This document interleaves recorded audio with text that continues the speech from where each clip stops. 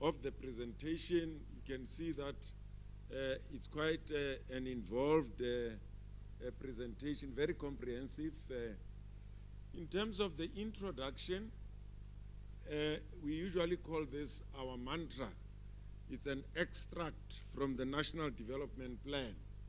And three things stand out in this extract is that we are called upon to ensure that South Africans have access to an education and training system of the highest quality. That's the first point. The second point is that we must always strive to improve learning outcomes. And the last point is that we have to ensure that our performance in international tests is in keeping with countries of the same level of development when we participate in international tests. So those are the three cardinal points that come out of this extract, which is our mantra. Everything that we do in the sector, in the department, must be geared to achieve these three cardinal points that are drawn from this extract. Size and shape, this is very important. More often than not, analysts and many people who take interest in looking at the data for public exams, they can't avoid to compare, but we are also saying look at the size and the scope of the sector. 9 provincial education departments, 75 districts, as you can see, and you have 889 circuits, 25,199 schools, 23,004 of those are public schools, 2,195 are independent schools. Independent schools have grown in the last few years, but you can see that the provision of education in South Africa is largely from your public schooling sector. Well, we break this down into, provinces. KwaZulu-Natal is the biggest part of the system. In terms of the learner numbers, they've got the largest number of educators, the largest followed by Gauteng, and then Eastern Cape, and then the rest of the other provinces. So when we compare, it's very important that you take this into account because the numbers are very important. Well, just a summary there, you can see 13 million learners, 216,472, and broken down into 12.5 million from the public schooling sector, and then 673,000 from your independent schooling sector. In terms of educators, you've got 402,000 from the public schooling sector, and you've got 40,000 from your independent schooling sector. All in all, 442,000. Schools, as I've said earlier on, you can see them. Languages, what we should have included there, it's South African Sign Language as a home language. It's now offered officially in our schools as a home language since 2018. The impact of COVID-19, I'm going to try and just run through this. Prolonged school closure. As you can see that the World Health Organization observed that it limits educational and vocational opportunities for learners or children. It also creates challenges for emotional and social well-being of learners. Schools are not only for acquisition of knowledge and skills, they are also there to ensure that learners develop or children develop emotionally and socially. So if schools are closed, they deprive or deny children the opportunity for social and emotional well-being. It also creates further challenges for children at risk, for possible dropout. It also even lead to early unwanted child marriages and teenage pregnancy, but also, which is also important, it deprives learners and children from receiving school-based services such as school feeding, from nutrition program, immunization, mental health, and psychological support.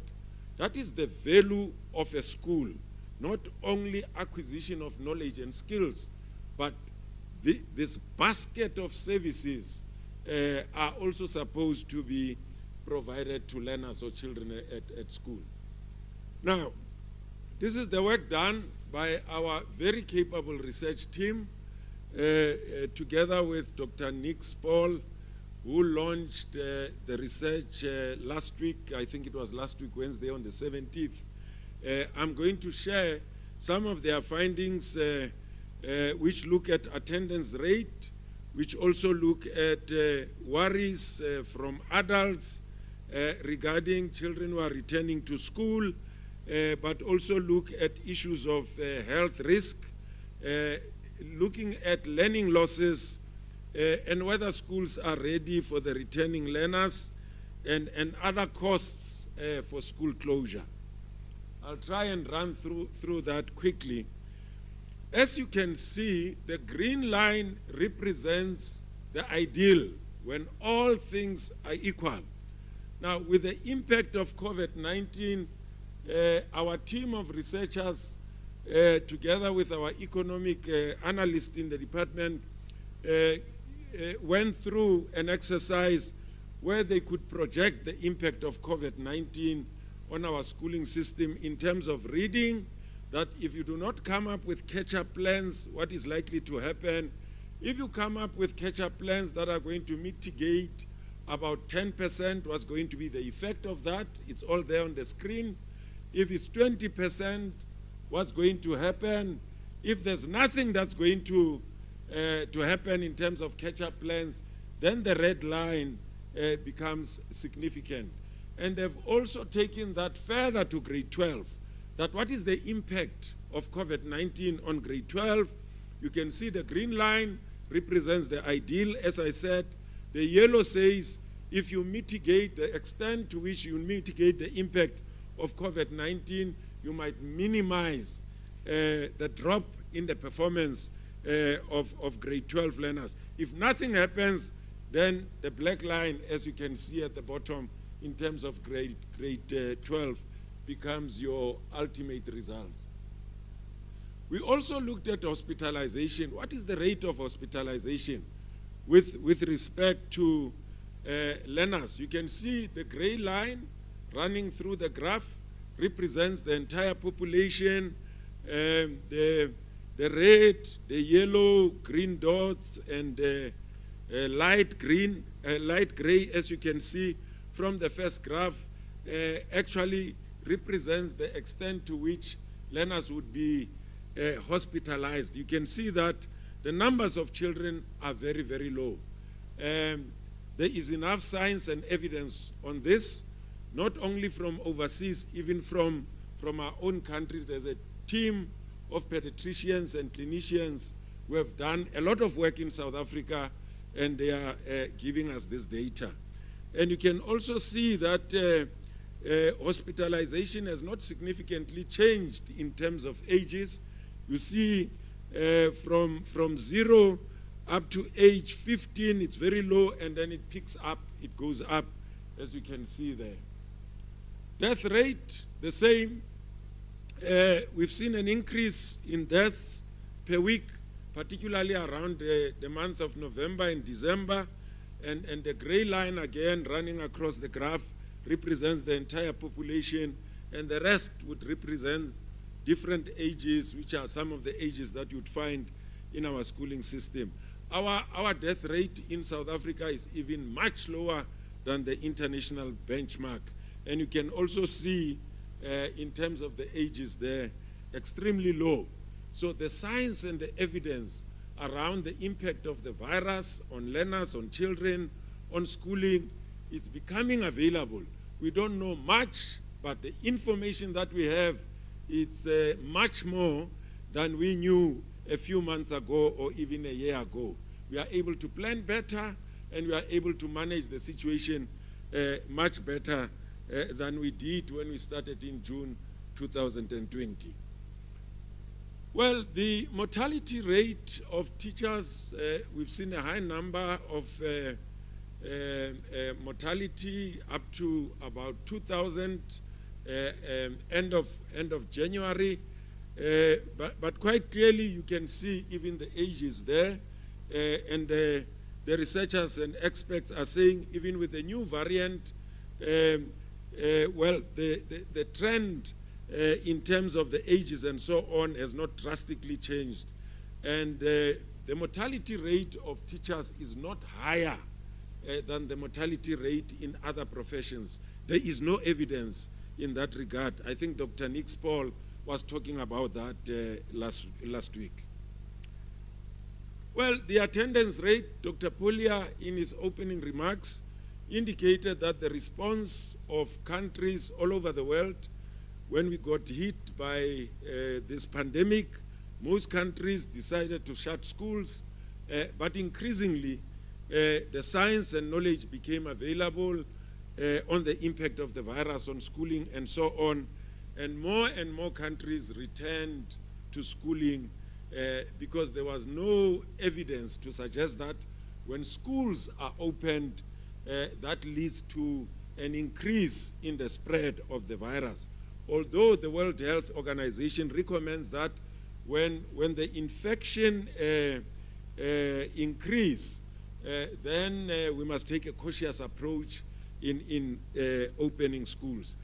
We went back on a staggered approach. We started with grade 12 and grade 7, as you can see, and then we brought in the rest of the grades, and even the confidence from parents and the public started to build up. And credit goes to our officials, to our school management teams, to our teachers who were working very hard to stabilize the situation, to calm the learners down and get them to focus on teaching and learning. And indeed, as Dr. Polia observed, 2020 was an extraordinary year worldwide. It was an extremely difficult year, but thanks God, we managed to some extent. These are some of the areas that our research team looked at, 9 areas. You can see the readiness of facilities, water and sanitation. As you'd recall, we had 3,500 schools which did not have running water and didn't have sanitation. We had to make sure that before we reopen schools, all of those schools are provided with water tanks. There are tankers that are supplying water on a regular basis. We provided portable sanitation facilities to those schools.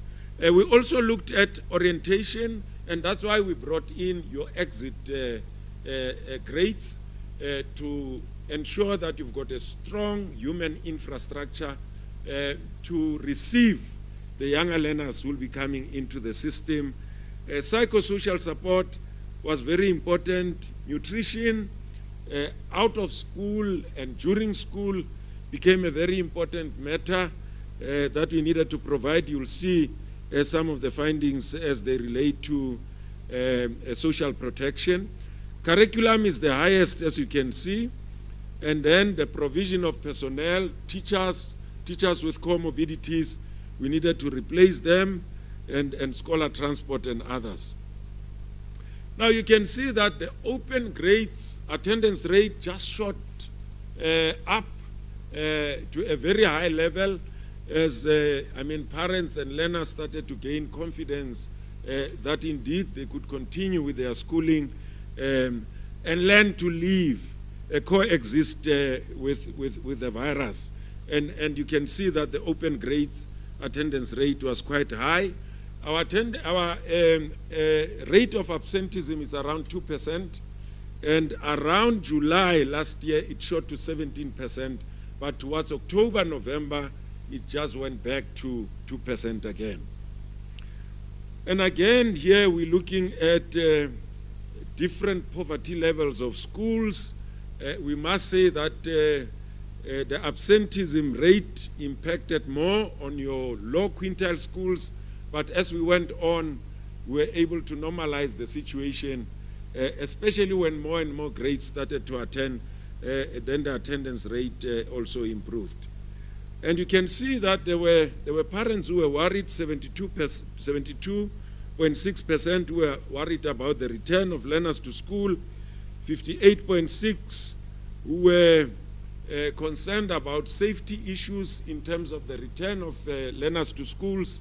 And this is the research which has been done by our research team together with Dr. Nick Spall's team, and they've put together this report, which was launched, as I indicated, last Wednesday. Parents' perception, those households who had children, that's the first one, households who had children who had returned already to schools, you can see that the perception level in terms of confidence went high. And those grades that were still to open, the perception level was very low. Here is simply a summary which says that if you're able to get most of your grades coming back and attending as regular as possible, your curriculum coverage, time for teaching becomes more available to learners. You are able to secure or able to cover more of the curriculum. And these are the summaries of the findings. Clearly what they are saying is that we had a challenge about the attendance rate when we started, but over time that improved, and that became very important. But the timetabling model also contribute to either attendance rate or even curriculum coverage. It's also important to keep schools as open as possible, and priority must be given especially to early grades, because the young ones, if they stop going to school, they forget about what they have learned. When they go back, they have to learn afresh, and that's the effect of it to them. And this is just, as I said earlier on, social protection, which is offered by schools in terms of the provision of the National School Nutrition Program. You can see in terms of different categories of households how they were able to still benefit from the National School Nutrition Program.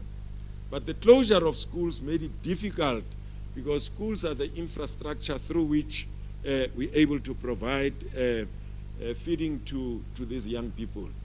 Now, the class of 2020, Dr. Polia observed that it was the most difficult year, 2020, and this class, like all other classes, it entered grade 12. In fact, it entered their schooling in 2009 and had a relatively stable year of schooling for 11 years. But in their 12th year of their schooling, they had to be confronted with the challenge of the pandemic. This is what characterized 2020. You can see extended school closure, learner absenteeism, the need for psychosocial support. In some instances, it was not enough. In other instances, it was not there at all. Teacher absenteeism, teachers with comorbidities, school closure and closing and opening and so on. Learning under COVID-19 conditions was one of those things that this class had to deal with.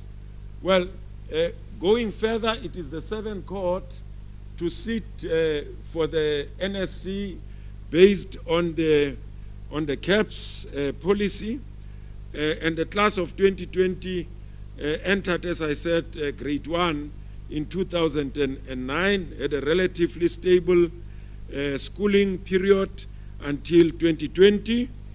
And then the focus was really to improve on school-based assessment over the past few years, which we've managed to do. We've also focused on formative assessment. There's been an improvement there.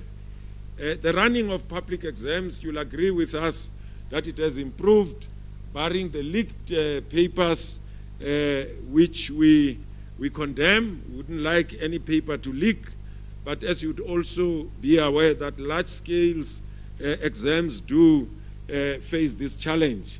COVID-19 pandemic posed an unprecedented challenge for the class of 2020. This class also went through the policy on progression, was the 7th cohort, where learners are not allowed to stay more than 4 years in a grade. Discontinuation of the multiple exam opportunities. They also went through the offering of South African Sign Language as a home language for 3 years now, and also introduction of specializations in the technology subjects, 11 of those subjects which were introduced 3 years ago in 2018, but also enjoyed the split of accounting and business studies for the first time. This is the first group that wrote accounting and business studies split into 2 papers. And it's important for you to also be aware of the fact that assessment bodies such as IEB have been writing these subjects split on 2 papers. And the abolishment of the designated list of subjects also, which took place in 2018. What is the strength of the class of 2020? Now, what we did was to compare the performance of the 2020 class when they were in grade 10 with the performance of the 2019 class. Why did we do this? We did this because the 2019 class, before the 2020 class, it's our strongest class ever. It has achieved the highest level of performance, and therefore it became important for us to compare the two. And we had to do that under the same conditions, more or less the same conditions. And you can see that except for life sciences, in the subjects that I have flighted in grade 10, the 2020 class outperformed the 2019 class. And the list continues still in terms of grade 10. You can see again, except for mathematical literacy and mathematics, the 2020 class outperformed the 2019 class in grade 10. Moving to grade 11, the same comparison, you can see all the way in these subjects, the 2020 class outperformed the 2019 class in grade 12 results. And the list continues, and you can see in South African Sign Language, that's where the 2020 class got outperformed by the 2019 class. And as we continue with the list, we can also see that the class of 2020 continued to outperform the class of 2019 in the grade 11 results. Somebody might say different standards in different schools and so on. Well, standards have been built over years in our schools, and particularly from grade, if it comes to the National Senior Certificate from grade 10, 11, and 12. In fact, you'd find that the standard set by some of our schools is even higher than the standard that you find in the final year exams. And they do that to prepare their learners for the final year exams. And these are schools that get 100% year in and year out because they've raised the bar. And they make sure that in their internal exams, the bar is raised, sometimes even higher than the final exams. This is the summary. You can see that in terms of grade 11, 10 out of 11 home languages, the class of 2020 outperformed the class of 2019. 12 out of 12 high enrollment subject in grade 11, the class of 2020 outperformed the class of 2019. You can also see in terms of grade 10 out of 12 in 8 of the 11 home languages subjects. The class of 2020 outperformed the class of 2019. The same applies to high enrollment subjects. This is very significant because there's been no year that presented the conditions and the challenges of 2020. So the best comparison is when you use the data of the same conditions, which is what we've tried to do. And many experts are applauding us for that. And this was very important for that, because you need to know what are the areas of weaknesses that you need to focus on to provide support to the class so that it continues to perform better in their results. This is learner support. Learner support happened at national and provincial level. I want to commend our teachers, who are our unsung heroes and heroines, who've been working extremely hard. There's been no weekends, no holidays for our teachers and some of our officials who are working flat out to support the class of 2020. We also saw that support coming from the National Department of Education, provincial education departments. This is part of the evidence of what I've just shared, some of the pictures of what was happening to support the class of 2020. I like giving this example. I went out to visit learner support programs carried out over Saturdays and Sundays, and I met with some young people, and I said to them, why are you at school on Saturday and Sunday? And the response that I got was similar to the response that I usually get from my youngest daughter. And they said to me, it's our future. It's about our future. That's why we are here. And I came back quite motivated. I thought I was going to motivate them. I came inspired, knowing that the future of our country is in safe hands. And what really came to the party was innovation throughout the system, from school level, from district level, from provincial level, and even at national level, going beyond the call of duty. I also had the opportunity to talk to some of the teachers. I said to them, don't you have a social life? What happens to your family? Don't you have friends? They said, we have to come and support this class because to them, it might be the only opportunity that they have to decide on their future. It was quite exciting, getting those responses from the ground. As we moved from one province to the other, I think it would be safe for me to claim that we've interacted with this class more than any class that we've ever worked with. And I can even go further and say some of us spend more time with these children more than our children, because most of the time we were out to support provinces, to support schools, and we were quite encouraged by what teachers were doing, what officials were doing. It was just amazing. The school management teams, the level of resilience was just amazing.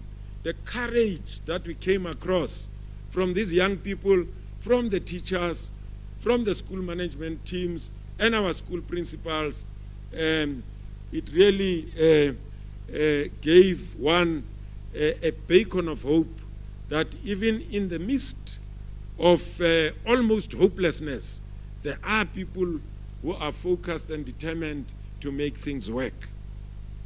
And I hope this evening's results will bear testimony in that regard. The exam, quickly, we had to combine the May-June exam with the November-December exam because we couldn't administer the May-June exam, and that really meant to provincial education departments that they needed to get more venues. Gauteng used to have, for instance, 10 marking centers, and I think because of COVID-19, they had to move to 30 marking centers. And the same goes on with big provinces such as KZN. The number of centers almost doubled because we had to operate under COVID-19. Cabinet and the national coronavirus was very clear. The president said to us, we'll allow you to go back to school on condition that you'll save lives and save the academic year. Thanks God, we're able to do both. When we met with our counterparts from Kenya last week, you know that some of the experts were saying, forget about 2020, it's gone. Kenya has canceled the academic year. When we met with Kenya last week, they said, how did you make it? And we had the opportunity to share experiences with our sister countries. In brief, this is what the combined exams would look like. From June, you have those three small segments. You've got the old amended senior certificate candidates. You've got learners who would have modularized. MEO means multiple exam opportunities. You write only those subjects that you are ready to write. You don't need to sit for all of them. That's the opportunity that we had given to young people before 2020. And I'll explain more about 2020 now. And then you also have the 2019 NSC candidates who might want to improve in one or two subjects. And the November exam would have your full-time and part-time national senior certificate. The size and scope of the exam, you can see what got us to really defend reopening of schools. We were taken to court 8 times. And thanks God again, all courts, including the Constitutional Court, out of 18 were taken 3 times to the Constitutional Court. They ruled in our favor. And so you had 607,000. Those are your NSC candidates, full-time candidates. 117, they are your part-time candidates. A drastic drop compared to previous years, you'll see that. The amended senior certificate, 168,000, and 2020 June, NSC candidates, as I explained earlier, on 75,000. The MEO candidates, 85,000. All in all, 1 million. We've never administered an examination involving 1 million candidates. It was the first time. And under COVID-19 nohal, social distancing, more venues and facilities to accommodate all of those. And well, this is the value chain. Quickly, it's about your full-time candidates. As you can see, the numbers, part-time candidates. You can see the question papers, 147, 8 million printed papers, 7.6 million scripts, 6,872 examination centers, 80,000 invigilators, and then 45,000 markers. And I must thank our markers, our teachers. They really responded to the call to carry out this national assignment of marking of the scripts of learners. Some actually succumbed to the pandemic, pushed, of course, by the desire to make sure that the class of 2020 succeeds.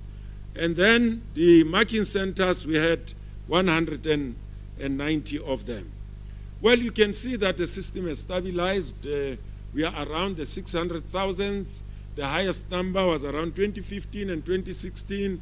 With the enforcement of the policy on progression, more and more learners coming up the system, you can see that the system is fairly stabilized.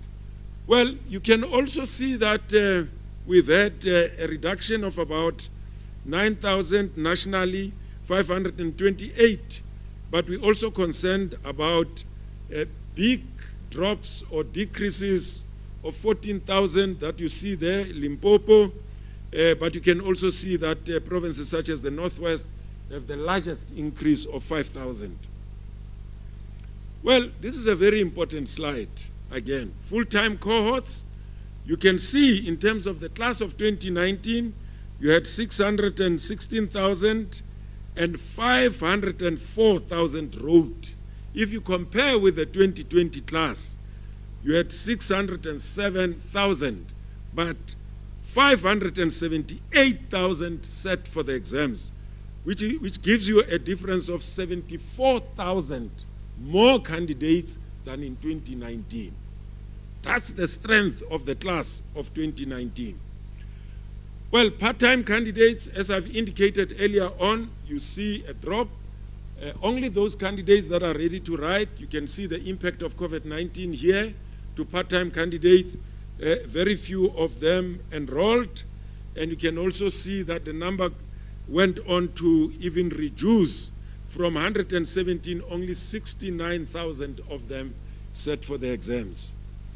Well, this is the gender split, which is the same as previous years, more girl learners than boy learners, which reflects essentially what you find in broader civil society. You can see the drop in the enrollment of some of the subjects. We are extremely worried about the drop in mathematics, 15,000, which is more than the average drop of between 6,000 and 9,000. We are also concerned about geography and English FAL, as well as life sciences. Those drops are just too high. Here is another strength of the class of 2020. You can see that the number of learners who did not turn up for the exams in 2019 is double digit, as you can see. Part of the reason, in fact, one of the main reasons, is because learners had an option of not writing all the 6 subjects and only write those that they feel they would be ready to write. But for 2020, the class of 2020 was not given that option. So when we analyze this class, please, it's important that we take that into account. And you can see that in terms of the rate of absenteeism, it's single digit for the class of 2020 for the reason that I've just explained. If you compare progress learners, 2019 and 2020, you can see that you had a reduced number in 2020. In 2019, you had 125,000, 2020, 70,000, and in 2019, it constituted 20.4% of the total number of the cohort. In 2020, it constituted 11.6%. You can see the proportions also vary. Well, learners with special education needs, very important group of learners in the system. You can see 2,161 entered, 2,058 of them wrote. And then in terms of correctional services, I like saying for basic education, there's no place to hide. We follow you, whether you are in a juvenile center, whether you are behind bars, we will follow you and give you the opportunity, because basic education is very important to all. You can see that those who entered is 133, those who wrote is 124 full-time candidates. These are juvenile centers. Part-time candidates, these are inmates, 55 enrolled, 48 wrote. And then social grants, we can see those who are inactive are 105,000. In fact, those who are inactive is 356,000. And those who are active is 105,000. Active means you are still receiving the grant. Inactive means you receive the grant at some point in your schooling, but during your year of grade 12, you no longer receive the grant. I think we'll see some of the impact of this when we also share the results. Standardization, I'm sure you would have seen this from the statement released by Umalusi. You can see that the class of 2020 was not given special treatment by Umalusi. If anything, in fact, the decisions are less favorable to this class compared to other classes. And when we asked the Assessment and Standards Committee of Umalusi, they said they couldn't see the difference because the class was performing so well in the raw marks that the graphs and the qualitative data could not really give a clear indication that the class was in trouble. That is the resilience and the performance of the class of 2020. Well, historical trends, we like giving this longitudinal comparison. You can see, and I think you are beginning to get the results now. If you look at that graph carefully, this is the results that you are beginning to get. I'm giving you the results unofficially. The results are going to be officially released by the minister. You can see that in 2019, 409,000 learners met the requirements of the National Senior Certificate. For 2020, it's 440,000. More learners meeting the requirements than in 2019. You can see what is happening from this class of 2020. Well, the question mark will be sorted out in a few minutes from now. The minister will undo the question mark, but I don't know what that block means, whether it means it's going to be higher or whether it's going to be lower, but I've already told you that the numbers are more. I've given you the numbers, you have seen them. Okay, overall national results. Again, we will unblock this. We'll see what is the achievement in terms of numbers and achievement in terms of percentages, which province is number one, whether it's going to be Eastern Cape number one, or whether Mpumalanga is coming out with guns blazing this time. Nobody knows. It's still to be unfolded in a few minutes from now. And here we're giving fee-paying status because we believe that taxpayers invest a lot in basic education. You can't summarize the performance of basic education by just overall pass rate and bachelors. You need to unpack that, look at many dimensions of performance, which is what the team from exams has been able to do over the years. We're looking at fee status, we're looking at how provinces are performing. We can even go up to district level. At some point, we even go up to school level. How is the school performing and the second? NSC passes by qualification type. You can see we have given you the diplomas. The diplomas are nicely up with 150,000. Higher certificate, 79,000. You can see NSC, 61. What kept the country fighting for 3 to 5 years, over 30%, is that number, 61. You can see it doesn't even make a percent. It's 0.0%. People were fighting and quibbling over this thing of 30% and so on. I don't think it's worth spending your energy and time on it. Qualification type or passes by fee status, we've provided there. Even the performance of different provinces, we've been able to provide you with percentages. You can actually work out the overall pass rate if you pull those figures together quickly. Somebody who's wired in arithmetics, who's able to put numbers together quickly, you can work out the pass rate and the bachelor passes there. Well, again, passes by qualification, and we also look at fee status, and we are ranking different provinces there, because sometimes a province might be number one overall, but it might not be number one in terms of no fee paying schools. It might not be number one in fee paying schools. It might not be number one in independent schools. And these are dimensions that we are looking at. And the numbers of those categories also are important to take into account. Again, you can see in terms of the bachelor pass trend percentage, we've put in a question mark, which will be resolved in a while from now. And you can see in terms of the actual number of bachelors, and I'm giving you, I'm releasing the results again unofficially. You can see that bar is higher than the bar of 2019. And the 2019 bar was the highest before this one. What I can't give you is the number, but you can see what is happening. Actual numbers, the class of 2020.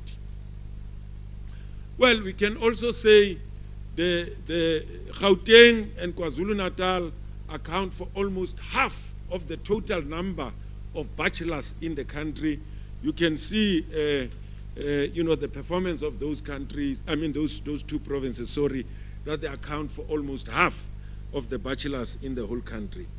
And you can see we're giving you again the ranking of the provinces. You can see in terms of bachelors, Gauteng is leading, followed by Western Cape, and then Free State. And very interesting trends that are beginning to emerge, and we can start even to project as to which one could be number one. Bachelor achievements, will provide more details later. This is one of the slides that when we presented to the president, he said, wow, the one on the number of bachelors and the one on the poverty ranking here, you can see that your quintile 1 to 3 have improved by about 0.8%. You can see quintile 4 and 5 dropped a little bit, but you can see the gap is actually closing because your between your affluent and your less affluent schools, which is very important to check whether policies of government are making any impact on schooling and whether there's convergence in policies of government. Progress learners excluded. You can see if you exclude progress learners for the class of 2019, the difference is 1.1%. But I think we'll see what happens when you exclude progress learners for the class of 2020, because it will tell us about the strength of this class. Well, I'm now giving you the results again, unofficially. Progressed learners excluded. You can see the Free State is leading the pack at 91.6%, followed by Gauteng. If this trend is anything to go by, that's quite interesting. It begins to spell what the minister might be announcing later today. And then this is 2019, 2020, and now we give you the information for progress learners in 2020. You've got all the information which is there, the number that wrote, and the number that met the requirements, bachelors, diplomas, higher certificate, NSC, and so on and so on. You can see that this class slightly performed better than the class of 29 in terms of the actual numbers. But in terms of percentages, it performed far low, because the class of 2019 performed at 68%, this one is 37%. But actual numbers, this class is higher than the class of 2019, even for progress learners. Well, you can see Free State is leading the pack of progress learners only, followed by Mpumalanga. As I told you, we're not sure whether number one is going to be Mpumalanga and so on. You can see the trend is beginning to emerge, and Gauteng number 3. Whether Gauteng will remain number 3 or whether it will go to number 1, I don't know. I see the HOD of Gauteng is here. The district manager of Tshwane South is here. Maybe there's something in the pipeline. They might know what I don't know. School performance by quintile. Well, 2020, I think for quintile 1 to 3, in terms of 80 to 100%, schools that got 80% to 100%, it's around 1,700, which is more than half the percent there. And then in terms of schools that got 100%, it's also more than 50% of the total number of schools.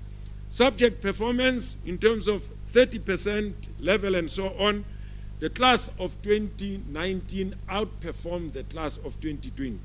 But look at this, as you move higher, you've got quality in the 2020 class. This is a special class, I'm telling you. As you go higher, you can see they only dropped in English FAL, they also dropped in life sciences and physical science, but the rest of your 12 key subjects, I think they performed very well. Languages, except for isiXhosa, slight drop by point-something percent, isiZulu, slight drop, point-something percent, and Sesotho, point-something percent. Overall, the class of 2020 outperforms the class of 2019. I don't know how many times I've said this. Okay, first additional language, only Afrikaans went down with about 2.2%, as you can see, but English, the class of 2020 outperformed the class of 2019. District performance, I'm about to finish now. You can see that we've dropped in the 2019 class. As you can see, no district performs under 60%, but look at 2020, 2 districts, and they both come from Limpopo, unfortunately, and there's an increase from 9 to 17 in terms of those who perform under 17, and you can see where they come from. Limpopo, Northwest, where I come from, Northern Cape has contributed 3, all in all 17. Well, top districts. Well, we will unfold, but I can tell you that some provinces account for 6 out of 10. One province account for 6 out of 10 top districts. The other province accounts for 3 out of 10, and the third province accounts for 1, or has got one district in the 10 top districts.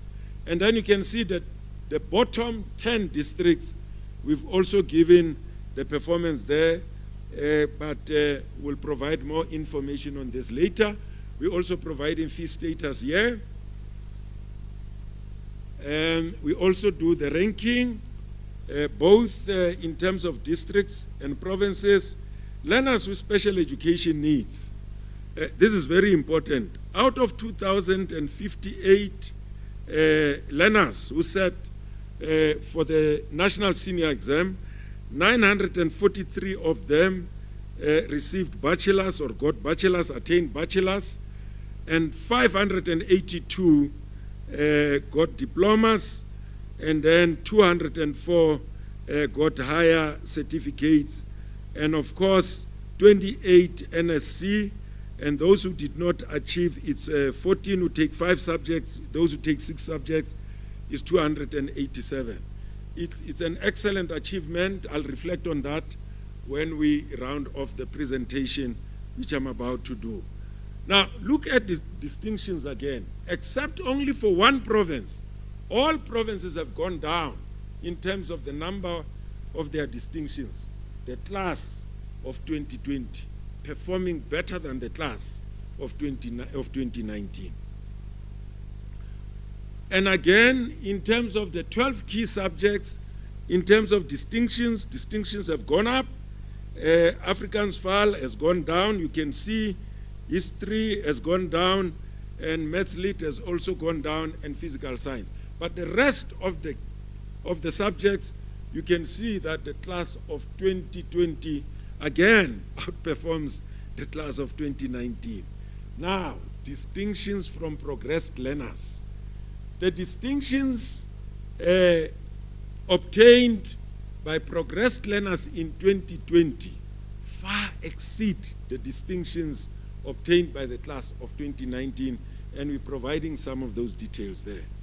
Social grants, all in all, 65.8% met the requirements, passed. You can see that 491,000 wrote, 323,000 of them passed. I think the minister and my colleague, Mr. Mkunu, the acting DG, will be very happy to learn that learners who are supported from social grants are performing this way. And here comes a very interesting picture, which I reflected on earlier on. Learners who are active performing at 84% pass rate, compared to those who are inactive performing at 60.9%. There must be something, that cushion, that provides the requisite support. It doesn't matter, the amount of money that is involved, but it does seem to make a difference from the data that we have in here. Well, you can also see the gender split. Unfortunately, ladies, I've got to say to you, I wish I could say something different. Boys are outperforming girls, which is not usually the case, but in this case, the boys are making good use of the social grant, and they seem to outperform girls. And then in terms of the 3 categories of the social grants, care dependency, child support, and foster care, child support is the highest in terms of performance. 73.6, followed by care dependency at 71.5, and then the third, which is the lowest, at 69.8, is foster care grant. We need to study this, analyze this with social development, look at its impact in terms of the support that learners require. This is achievement by category in terms of learners receiving social grants. 138 of them are going to university, 138,000 bachelors, 118 diplomas will also be going to post-schooling institutions, and higher certificate 65, and NSC achieved 55, and those who got an endorsement 30. Correctional services, the overall performance in our juvenile centers is 86.3%, 86.3%, which is quite interesting. You can see 133 set for the exam. In fact, 133 registered or entered, 124 of them wrote, and 71 of them got bachelors, 23 diplomas, higher certificate, and the list goes on. These are part-time candidates and performing at 47.9. 55 of them entered, 48 wrote, 7 got bachelors, 10 diplomas, and 6 higher certificate. Now, this is the last part. This is the summary. The strength of the class of 2020, you can see they had more learners who wrote than the class of 2019, which is circled there. You can also see that they had a higher attendance rate or a lower absenteeism rate in terms of, coming to write exams for these papers that are indicated here. You can see that they also didn't get special treatment from standardization. You can see there. You can also see that more learners met the requirements of the National Senior Certificate. Also in terms of bachelors, more bachelors. You can see the bar is higher than the bar of the last year. But also the issue of Gauteng and KZN, as covered earlier on, progress that you are making in terms of poverty ranking of schools, closing the gap between the poor and the affluent. Policies of government are beginning to converge. Progressed learners excluded, you can see this class is right up there. And you can also see that in terms of performance 40% and above, it's outperforming 2019 class. In terms of the home languages, also performs the 2019 class. Distinctions again, just to remind you, but also in terms of the 12 key subjects, you can see again the number of distinctions for progressed learners. Performance of part-time candidates, because fewer pitched for the exams, you can see they also improved all the way, performing better than the 2019 class. This is the summary of the results, which brings me to the end of this presentation. We have increased access, social justice principles, more learners wrote the exams, and more learners passed, and even more bachelors in terms of the actual numbers. In terms of redress, you can see the gap closing between the rich and the poor in terms of our schooling system, and we have provided numbers there to demonstrate the progress that you are making. In terms of equity, gender equity, girl learners doing quite well, and we are providing figures there even in some of the subjects where they did exceptionally well. In terms of quality, we're also providing some of the figures to reflect the progress that we have made in this class compared to the class of 2019 and previous classes. Efficiency, progressed learners are learners who could have been left in the system. Some of them could have maybe dropped out. We're giving numbers of how many learners were secured in the system, the number of distinctions that they managed to achieve, including bachelors and so on. Inclusivity, out of 103 learners with special education needs who wrote sign language as home language, 100 of them achieved, which is not a mean feat. Look at the overall pass of learners with special education needs. 85.4% of the overall pass. And we also give him bachelor studies, diplomas, and senior certificate. Thank you very much, Dr. Polia, for indulging me. Thank you.